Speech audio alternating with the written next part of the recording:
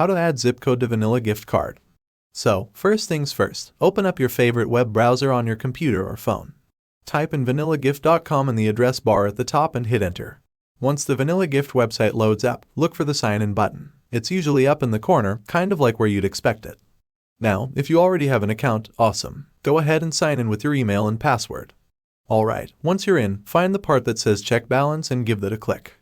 They'll probably ask you for some info about your gift card, like the card number, expiration date, and that 3-digit CVV code on the back.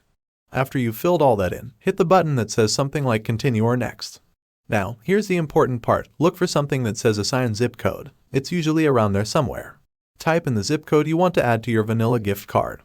Last step, just click on done or save to wrap things up and voila, you've added a zip code to your vanilla gift card.